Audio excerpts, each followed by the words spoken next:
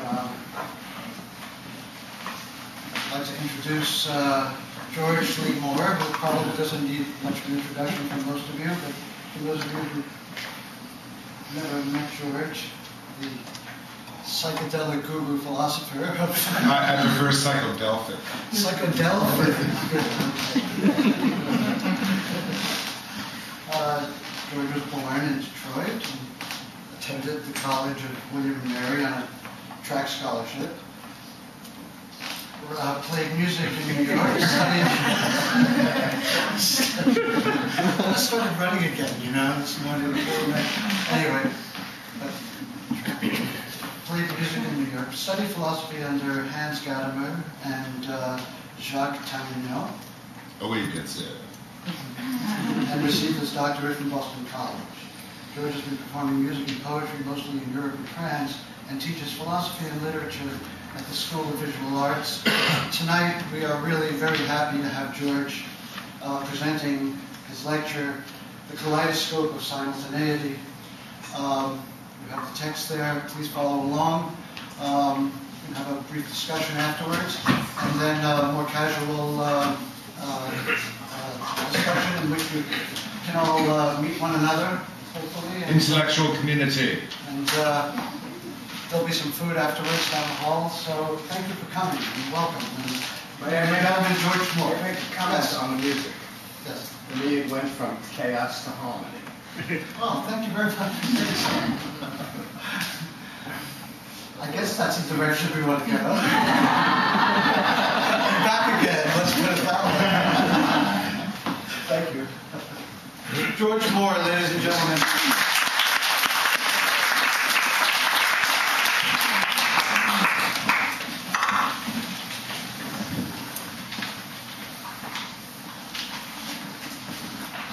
The Kaleidoscope of Simultaneity. If every art and science were a vast city, and at any given moment, hundreds of thousands of workers in every field were creating and recreating it, even as we sleep, we'd merely intuit any unity faintly, by analogy. But confronted by multiple megalopoli, vast experiences, inventions, events, ineffable lives, analogy flutters like a wind-torn prayer flag before the unknown. It is impossible to know what really transpires at any given moment. Yet, everything has always happened at once. Everything has always happened at once. Yet without time, there'd be no movement of objects in space. The past and future coexist as time when we perceive as we simultaneously disclose the paradox of living once. The only response when the imaginable regards the unimaginable is awe. Perhaps wonder begins our discovery of our place in time, how we fit or not to be singular enough to join the human race. No one soul can encompass it, though this all is reality. Art, however, can, with philosophy, experimentally symbolize while focusing our choices of not only what or whom, but how we notice. Since every unity instantly vanishes before novel experience, art, as a true conveyance of the all as metaphor, and philosophy as concept, exists to help us choose not simply among facts, but to cast a symbol or image back to the origins of consciousness in awe, the sole, authentic response to the kaleidoscope of simultaneity. When Yahweh reveals to Job his creation, the universe, Yahweh thunders, Can you bind the chains of Pleiades, my Yahweh voice, or loose the cords of Orion? Job replies, what shall I answer thee? I put my hand over my mouth in awe. In the Bhagavad Gita, on the field of battle, when Arjuna laments he must kill half his family, Krishna responds by revealing the universe in an infinite vortex of appearing and disappearing. See now, the whole universe, with all things that move and do not move. And Arjuna saw in that form countless visions of wonder. In that radiance, the whole universe in its variety. If we study pre-Socratic philosophy, from Thales to Socrates, Philosophia, the love of wisdom, begins with a seemingly naive need to account for everything by a unifying substance or concept. Thales is water, Parmenides is one, Heraclitus is fire, Democritus is atoms, even Pythagoras is music, and for our keen interest, Anaxagoras is mind, nous or psyche, which is everywhere. Our noticing is the invisible awe.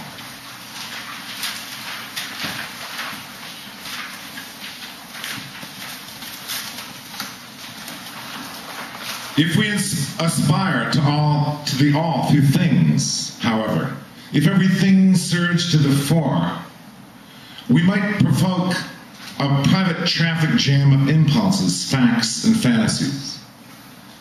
If we include the unconscious, we could suffer the specifics of depth awareness, buried memory, childhood trauma, last year's bills, etc. The huge mnemonic storehouse would crowd our thrown intentionality into chaos. We clearly must focus, but how? If we are not to contract, exclude, exile, or ignore our wants on earth, and the next great thought, movement, or archetypal artist.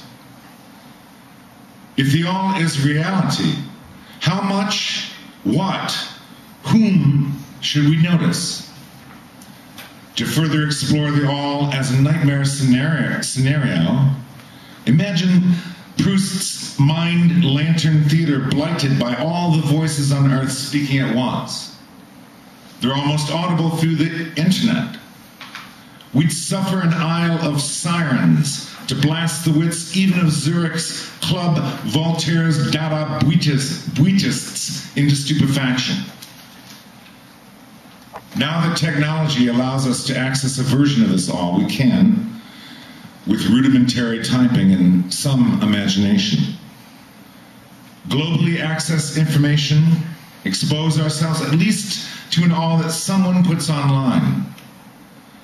We could plot revolutions as the millions of dispossessed citizens of Egypt, Tunisia, Libya, Yemen, Bahrain, and Syria, in what began as Arab Spring, or with the Occupy movement as it has spread globally, and we hope lives on.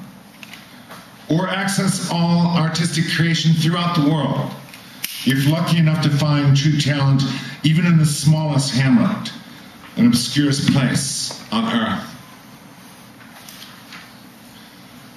There is a downside to technology, however. It is a self-betrayal to click a mouse to correct one's spelling before one understands a word, to voyeur sex, economic collapse, rape, murder, as one reaches for a cracker. The Arab Spring revolutions revealed to the Occupy movement the virtue of instant popular contacts to spread revolt below the radar of government-controlled or financially interested medias. Yet on Facebook, one can accrue a virtual aggregate of strangers as networking tools. Why have a friend when we can collect one? The very word chat belies that we may neglect even saying goodbye or writing complete sentences.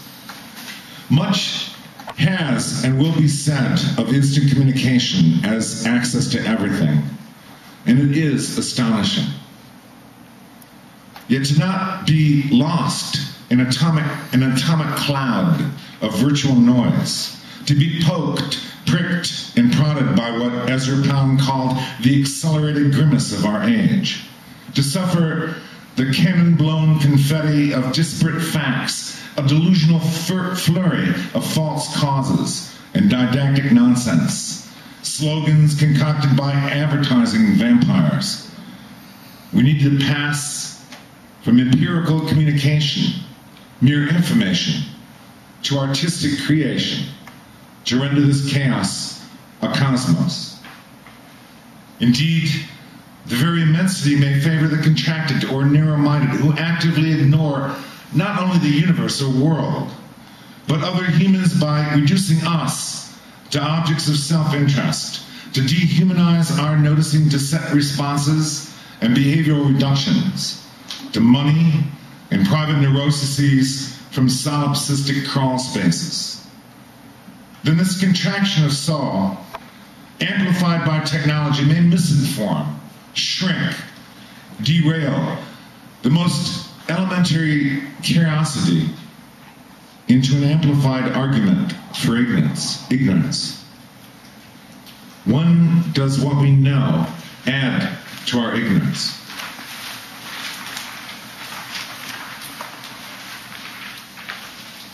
First, let us consider consciousness as not a mere multiplicity, but an instantaneous synthesis, instantaneous syntheses of multiplicities, like a kaleidoscope, with multiple shifting perspectives. A kaleidoscope suggests a medley of colorful worlds, minds, rooms, times, shifted at whim, but without commitment, engagement, or embodiment. One may entertain everything without understanding a thing. Yet let this kaleidoscope suggest